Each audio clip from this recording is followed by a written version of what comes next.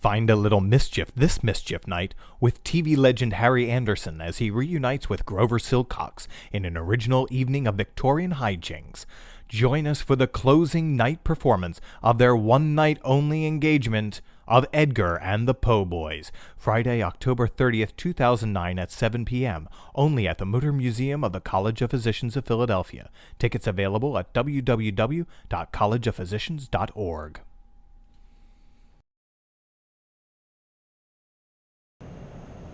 Hello, welcome to another episode of No Bones About It. I'm Robert Hicks, the director of the Mütter Museum of the College of Physicians of Philadelphia. Today we have two guests. One is the author of this book, Ted Botha. The book is The Girl with the Crooked Nose, a tale of murder, obsession, and artistry. And we also have Frank Bender, who is the artist who is described in this book.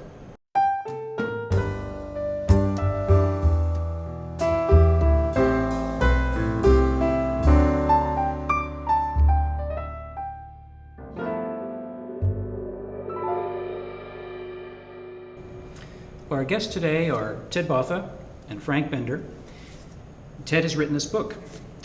Ted, you have written widely. New York Times, Wall Street Journal, Washington Post. You're a runner.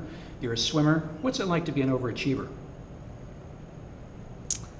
I don't know. I thought I was an overachiever until I wrote this book. It's like doing something that you don't really know that much about. So I guess you meet your maker then.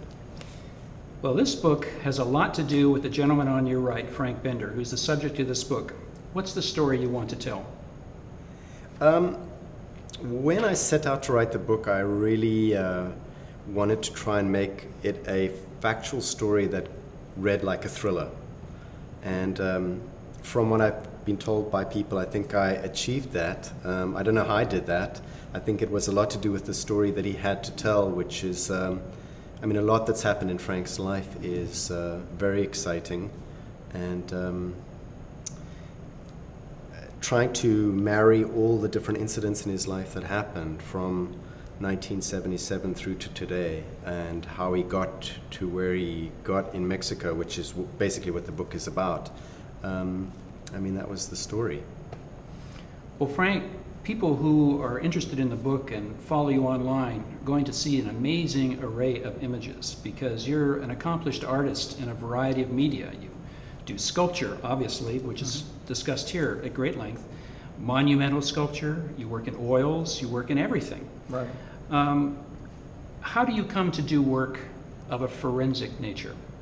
Well, back in the late 1975, Bart Zandel, who worked at the medical examiner's office, brought me down because at the Pennsylvania Academy of Fine Arts, where I was attending under the VA program at the time, they did not have an anatomy program for evening students.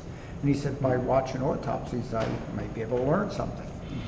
So while at the medical examiner's office, I didn't learn a thing about anatomy. When I saw these bodies cut up, shot up, set afire, didn't look anything like an anatomy book, but I learned a lot more because when Bart showed me this unknown woman that's in the book, I didn't even know what the word forensic meant. When Doc Fillinger, who happened to be the coroner on duty, overheard me say, "I know what she looks like." And he said, "Do you know anything about forensics?" I said, "I don't even know what the word means," because OJ was around at the time, And he held me to it. He said, "I believe in you somehow or other that you could help me," and it worked out beautifully. It's an interesting part of the book. Well, the title, The Girl with the Crooked Nose, possibly the most disturbing story here, relates to what happened across the border from El Paso in Juarez, Mexico. And it involved 400 missing girls and young women. Tell us about that. Well, I didn't know what I was getting myself into when Bob Ressler worked previously before he retired. He actually formed the behavioral science unit with the FBI, and he was involved with the investigation of the murdered women down there that the Mexican government brought him down. And he wanted me down to see if they'd be interested in me possibly putting faces on some of the women. Well, I thought I'd be doing them in Philadelphia, but they wanted everything done in Mexico, and that's where the whole situation turned into a real roller coaster ride. I believe that you received death threats. Oh yeah, it's a common thing. It's much worse down there right now. And once I feel that Mexico gets rid of the cartel, which I believe it's incompetence by design with their police force and all. They want to keep the people suppressed. They don't want them to rise up because then they won't need the cartel. Once that problem is solved in Mexico, a lot of the Mexicans that are living, working here will want to go back because their families are there. They're very family oriented and they love their church and they're just beautiful people. The land is beautiful. It's just the way they're kept suppressed. Mm-hmm.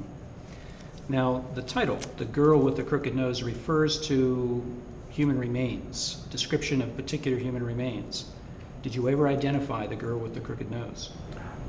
Yes, I did. I got 3 IDs, but I'm not going to put the names or the pictures in. I didn't want them in the book because the families would be threatened. Right.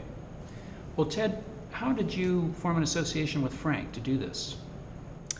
Well, it was very unromantic. It was, we just happened to have the same agent who put us together. But, several people had tried to write about Frank in the past, but nobody had ever kind of come up with a case. There were so many cases that Frank had worked on. Nobody had come up with a case to focus one book on. Mm-hmm. And for me, it was obvious after talking to him, and we spoke for quite a while before we got the book going, that Mexico was the deal. He was very involved in Mexico. He felt very strongly about it. Mm-hmm. And Frank is all about justice and seeing justice done and seeing people identified. And so Mexico seemed to epitomize for me what he was all about, and it was this case he was working on at the time. And there were so many things that went wrong with what was going on in Mexico. So it was a very fleshy story, and I could weave his history throughout the Mexican story, so you could go back and forth between what he had done and what he was doing. Well, since the book has come out, what has been the response, both general public response and interest, but also since we're talking about Mexico here in a very significant murder case, response from Mexican authorities? Well, the federales told me that they didn't want me in Mexico unless they could guarantee my safety. So until I'm invited back and they guarantee my safety, I'm not welcome in Mexico. All right. Fascinating book. Thank you very much for joining us today on No Bones About It. Thanks for having us. Well, that's our interview for today. You can learn more about other events and lectures at the College of Physicians of Philadelphia by going online at collegeofphysicians.org. We have many lectures at the Mütter Museum, so we hope you will come and join us. Both of our speakers today also have websites. Ted Botha has a website at tedbotha.com, and Frank Bender has one at frankbender.us. You can see more of their work there. Also, don't forget to follow us on Twitter. Thank you again, and see you next time on No Bones About It.